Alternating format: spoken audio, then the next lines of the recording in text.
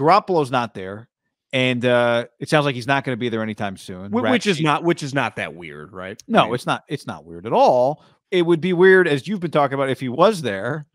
Now, one thing Rap Sheet said, I saw the clip of him on NFL Network saying, now look, he went through the whole thing, and then he said, now look, in the end, maybe Jimmy Garoppolo doesn't get traded, and is there a scenario where he's just around, and then he's their quarterback? Yeah, I guess that could happen. But I think, where you reach all these kind of progress points along an offseason, and one of them is, when does your quarterback walk into the room, and there's no question who the guy taking first-team reps ultimately is going to be, as long as he's the only guy in the room.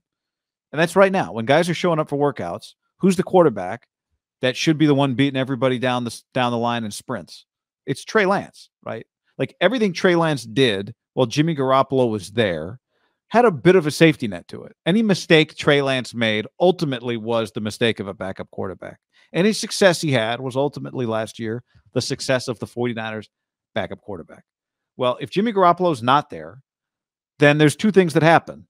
There is either Trey Lance takes a step back and allows a leadership void to exist, or Trey Lance steps into the leadership void that exists when a quarterback is not around, because the quarterback is a natural leader. And Trey Lance is going to step into that. There's no question about how that is going to work. Do you think time is now? Their first weight room sesh, he's the guy that goes, "Bring it up, boys." I think he probably does. George, I got this one. Bring it up, boys. Trent. Trent's probably in Florida or something. And if George is there, or Juice and all, I think they want him to do that. And I think they would encourage him to do that. And I think they would leave him the space to do that. Yeah. But, for all of the work that Trey Lance put in last year to lay the groundwork for becoming the quarterback of the 49ers, there's more of it that goes into it when the other guy's not around. There are just things you can't do when the other guy's around that you can do now. And he has the free the one thing, the clip you sent me, and listen, I believe this, that if shit gets weird with Trey, and when we say weird, like he does not look good, or it looks like nothing has changed, Jimmy Garoppolo could be the starting quarterback this fall. Like, that is on the table. Now, I do believe that he has the chance to completely shut that door over the next 45 days. And really, for Kyle, like, the meetings, his intelligence, he's going to know everything Kyle's throwing off him, I would imagine right now, in just their Zoom meetings about the scheme stuff. Maybe they're adding some stuff, whatever. I don't, it's going to come down to the field. And when they can really get nitty gritty with football installation and then go out and execute and then coach him up after in the meeting and then come back the next day and, that cycle of football where if he goes, Kyle goes, I got something here. But if it goes, to me, Jimmy is on the table. And just because he's still around. If he hadn't been around, Kyle would have to figure it out. But Kyle, there is a contingency plan here. They didn't want it to be this way, but it's here. It happened. And the contingency plan, like, ultimately, like, it's, if he sucks, and sucks for Kyle's standard could be pretty high, and only he would probably truly know that, and maybe like his close confidant coaches would understand that. Maybe the players, George and Juszczyk, some of those guys could probably figure it out, but this is a big 45 plus days till summer break, guy. Like, when we go to practice, is it like, God damn, that looks sweet? Or it was like, balls are kind of flying around.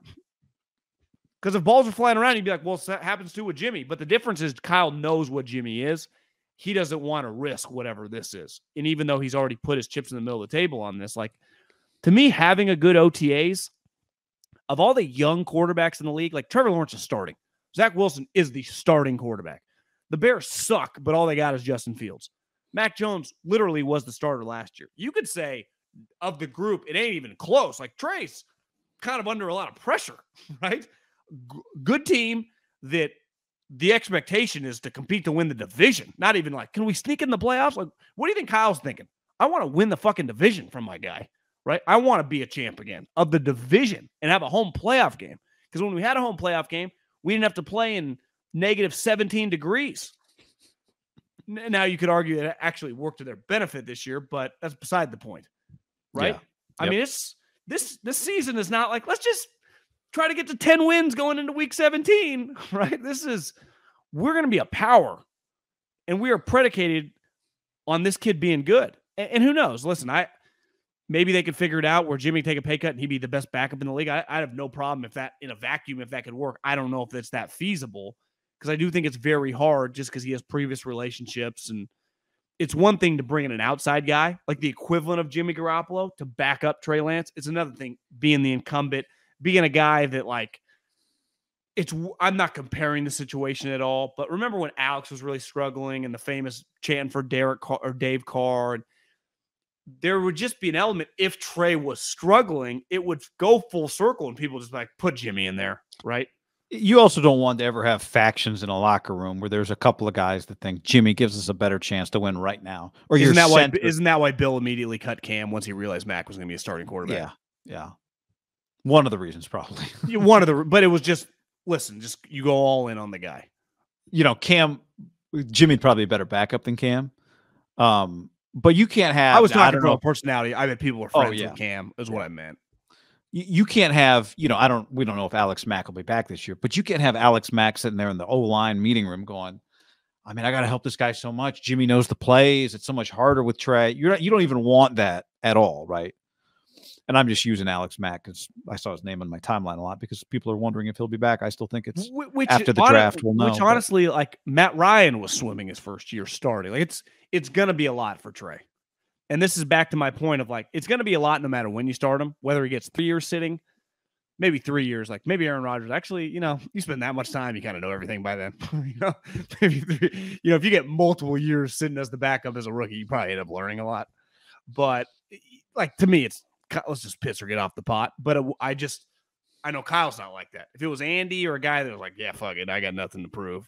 Kyle's still got a lot to prove in terms of how do I win the Super Bowl? And if he doesn't think Trey Lance gives him the best shot this year, I do not believe that he will hesitate to keep Jimmy Garoppolo.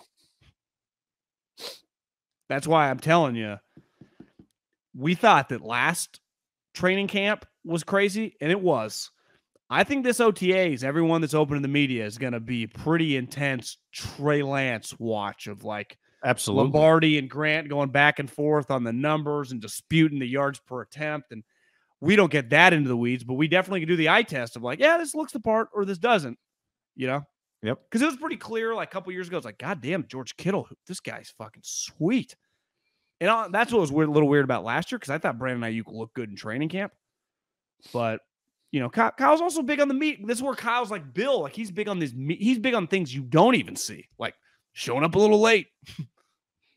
I just was listening to the golf, or I was playing golf. I had the Belichick book. I'm trying to finish it. And it gave the part where Jonas Gray ran for 4 touchdowns on Monday night, was on the cover of Sports Illustrated. Either the next week or 2 weeks later, he shows up 5 minutes late. Bill calls him into the office and was like, yeah, man, this isn't acceptable. You're gone. It's over like that. Yeah. Right. Where if it no one would even notice, right? Bill only, no, I'm not in that building, you notice.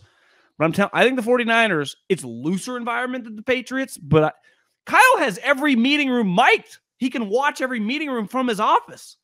Sometimes I think about that and I'm like, as someone that's occasionally talks some shit, if you're just working with other people, how about that guy today? Right. But not even being that mean. I'd be like, Kyle's a great coach. How many people have he just caught? He's just got his own hard knocks running 24/7. Listen, as someone that you had to teach me radio, everything can be mic'd up. It'd be human nature to get kind of forget. Yeah. Long day, maybe just had a sandwich, sit back, you and the players just emotional, a little emotional. Yeah. God damn it. They fucked us.